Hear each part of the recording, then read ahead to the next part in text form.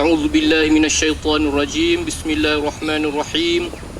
Alhamdulillahi rabbil alamin wassalatu wassalamu ala Muhammad asyrafil anbiya'i wal mursalin wa ala alihi wa sahbihi ajma'in. Rabbi shrah lana sudurana wa yassir lana umurana wahlul 'uqdatam min alsinatina yafqahu aqwalana. Allahumma ij'alna minal ladzina yastami'una alqawla fayattabi'una ahsanah. Rabbi yassir wa la tu'assir. Rabbi tamim bil khair. Pertama sekali, insya-Allah, Assalamualaikum warahmatullahi taala wabarakatuh. Dan selamat pagi semua. Alhamdulillah, kita dapat bersama-sama dalam satu sesi yang dianjurkan oleh Selpet, tak silap saya, di kita punya Selpet Sejahtera Garden. Yang benda ni kalau masa zaman saya student tak ada lah, zaman student. Mungkin dekat sini saya ni kiranya muka mungkin pertama kali nampak lah, sebab saya baru je berada di Selpet selama masuk Tilawah Division baru saja sebulan setengah. Jadi salam perkenalan, saya Ahmad Amirul Ashraf, insya-Allah. Dan tajuk yang Ustaz Allah ataupun Ustaz Abdullah Bukhari serahkan kepada saya adalah Ahlan wa Sahlan Ramadan. Mungkinlah tajuk ni kalau kita nak sebut tentang Ahlan wa Sahlan Ramadan ni, kalau saya tengok sendiri dekat kita punya Facebook ataupun apa-apa yang kita Facebook ke ataupun di masjid-masjid, banyak sangat pilih tajuk ni, Ahlan wa Sahlan Ramadan, Ramadan Mubarak. Jadi semua pilih tajuk Ramadan. Jadi macam-macam benda adalah mungkin kita dah dengar dah macam-macam benda tentang hadis yang berkait dengan Ramadan, ayat Quran berkait dengan Ramadan, dan cerita-cerita berkait dengan Ramadan. Macam-macam benda lah kita sebutkan mungkin. Tapi Ramadan ni kalaulah kita fikir balik Ramadan, sebenarnya ia adalah satu Ramadan ni, dia salah satu daripada takwim yang biasa sahaja.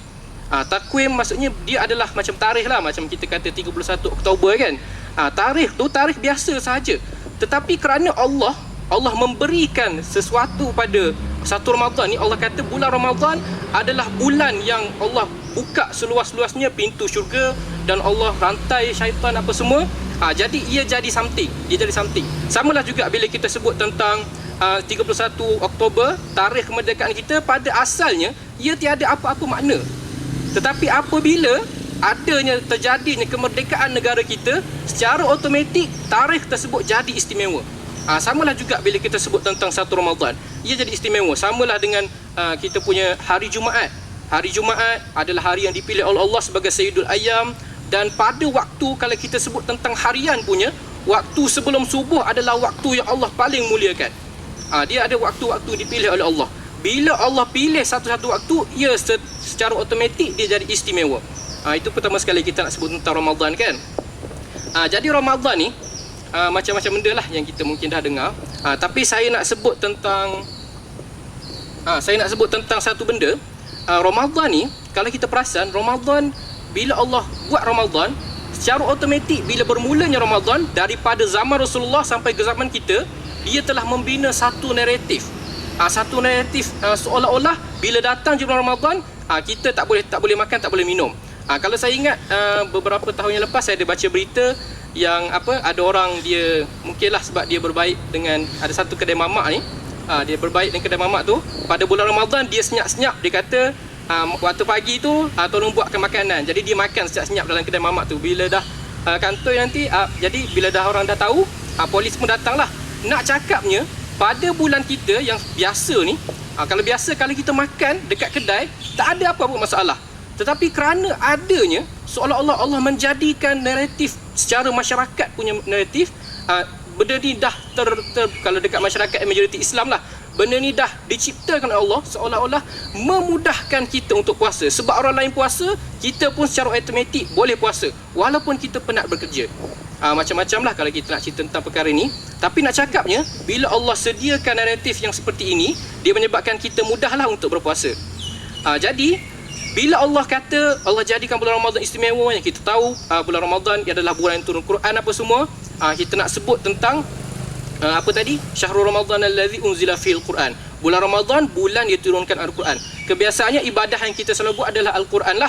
Tapi tak apa, yang tu kita akan sebut nanti pada akhir bila kita bercakap tentang proses dan input yang ada, insya-Allah. Jadi pertama sekali kalau Ramadan ni saya nak sebut tentang salah satu sikap yang Nabi Muhammad sajalah, sikap-sikap para anbiya. Allah sebut dalam Al-Quran, innahum kanu yusari'una fil khairat wa yad'unana raghaban wa rahaba. Jadi para anbiya ni bila dia nampak saja kebaikan, dia akan bersegera kepada kebaikan tersebut. Inilah sifat para anbiya. Cumanya sekarang kita pada bulan Ramadan, Allah sediakan al-khairat, kebaikan, tapi ada kemungkinan sebahagian daripada manusia dia tak ada sifat yang yusari'un, bersegera tu yang tak ada. Yang ini yang kita nak buat. Kita contohlah, saya nak bagi contoh tentang imam-imam ataupun ulama-ulama hebat. Contohnya Imam Zuhri, salah satu tokoh ulama hadis yang hebat. Dia masa pengajian hadis dia hentikan pada bulan Ramadan semata-mata untuk buka ruang kepada membaca Al-Quran. Dan satu lagi, antara contohnya Imam Sufyan As-Sauri. Imam Sufyan As-Sauri pun sama, dia hentikan pengajian dia ataupun jadual mengajar dia semata-mata untuk membaca Al-Quran. Tapi kita tak bolehlah nak ikut contoh dia kan, sebab kita berada pada masyarakat beza. Kita ada waktu kerja, kita ada waktu cuti kita tak bolehlah tiba-tiba nak minta cuti sebulan, tak bolehlah. Contohlah kan. Sebab kita saya suka ulasan yang diberikan oleh Stephen Covey bila mana dia kata kalau kita cuba nak buat sesuatu, kalau kita, mungkin ini buku yang agak famous, salah satu buku favourite saya lah, Seven Habits of Highly Effective People. Rasanya pernah dengar kan? Dia kata kalau kita nak buat sesuatu, kita kena fokus pada benda yang kita boleh kawal. Kita jangan fokus pada benda kita tak boleh kawal. Contohnya waktu bekerja kita. Memang betul, waktu bekerja kita, kalau waktu bekerja ni kita tak boleh nak ubah. Memang waktu kita, contohlah, kalau yang terbaru dapat email tu berapa? Kalau kita masuk 7.30 boleh keluar 4.30 rasanya lah. Tapi nak cakapnya waktu fix kita masa tu, waktu fix untuk kita bekerja. Tapi apa yang kita nak fokuskan kat sini, benda-benda lain yang kita boleh kawal. Maksudnya waktu rehat kita, contohnya kan, waktu rehat kita, kalau waktu rehat kita kebiasaannya kita ambil phone dulu ke, ataupun kita ambil Quran dulu. Ini adalah waktu-waktu kita boleh kawal.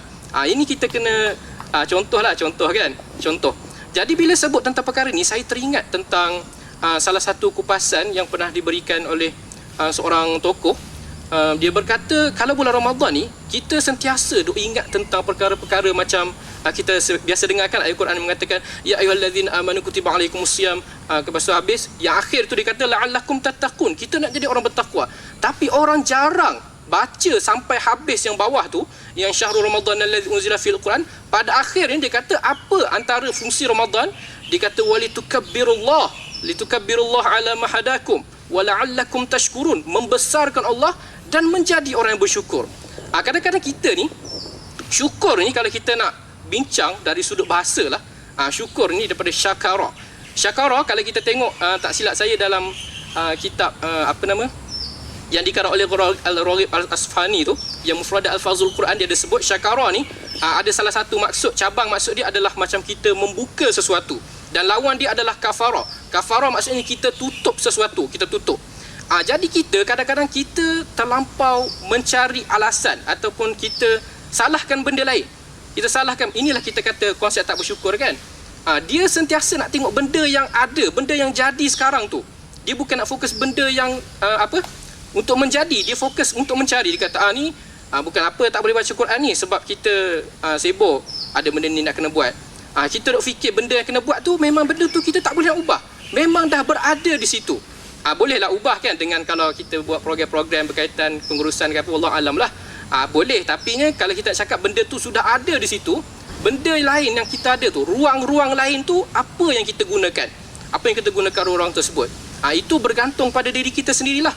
Ini konsep bersyukur yang kadang-kadang kita, konsep bersyukur ni, dia bukan semata-mata kita kata alhamdulillah, alhamdulillah. Tapi kita bersyukur bermakna benda-benda yang masih ada pada kita, waktu lapang kita bersyukur tak dengan waktu tersebut dengan membuat perkara-perkara yang bagus semasa bulan Ramadan. Ini yang kita nak sebut. Jadi ini salah satu benda yang kita nak sebut kalau bulan Ramadan. Satu lagi, saya nak sebut tentang bila sebut tentang takwa, tadi kita sebut tentang bersyukur kan, kita kata benda yang kadang-kadang kita tak nampak. Jadi bila orang sebut tentang takwa ni, orang sentiasalah dia relatekan dengan hadis yang dibaca oleh Umar. Okey, sekejap saya tengok masa. Okey, boleh. Bila sebut tentang hadis yang kalau kita nak sebut tentang takwa ni adalah hadis perbualan antara Ubay bin Ka'ab dengan Umar Al-Khattab. Kita biasa dengarlah hadis ni. Ini adalah orang kata sahabat yang bagus lah. Mereka kalau berbual, mereka berbual benda baik kan. Ubay backup up dengan Umar Khattab. Jadi Umar ditanya kepada Ubay.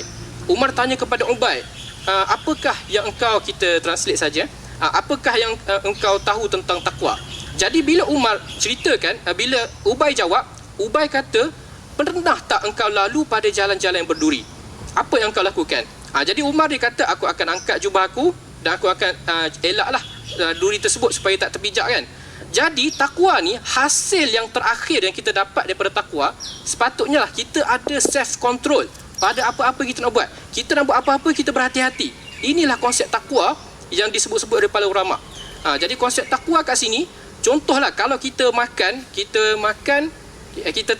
kalau kita tak makan sewaktu makanan tak ada, bukan latihan. Sebab Ramadan ni macam kita kata tadi adalah bulan latihan.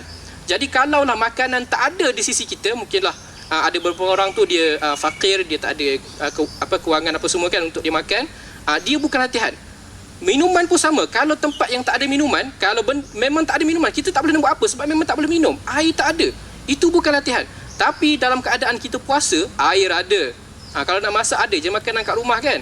Boleh je nak masak, buat makan apa semua. Tapi kita pilih untuk tak makan. Ini adalah latihan yang Allah cuba nak terapkan pada diri kita. Dalam keadaan benda-benda ni ada, kita boleh kontrol diri kita daripada sentuh makanan-makanan ni.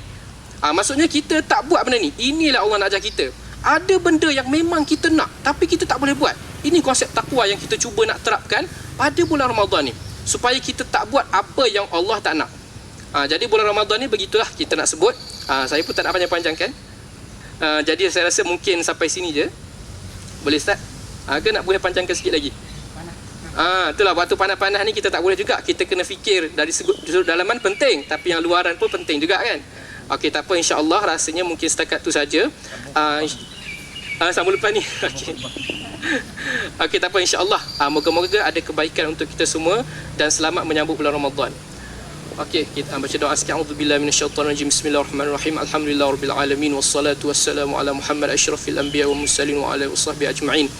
Allahumma jama'na hadza jam'an marhuma wa tafarraqna min ba'di tafarruqan ma'suma. Rabbana zidna ilma warzuqna fahma. Allahumma 'inna 'ala dzikrika wa syukrika wa husni ibadatik. Rabbana atina fid dunya hasanah wa fil akhirati hasanah wa qina 'adzaban nar. Wa sallallahu ala sayidina Muhammad wa ala alihi wa sahbihi wa sallam. Alhamdulillahirabbil alamin.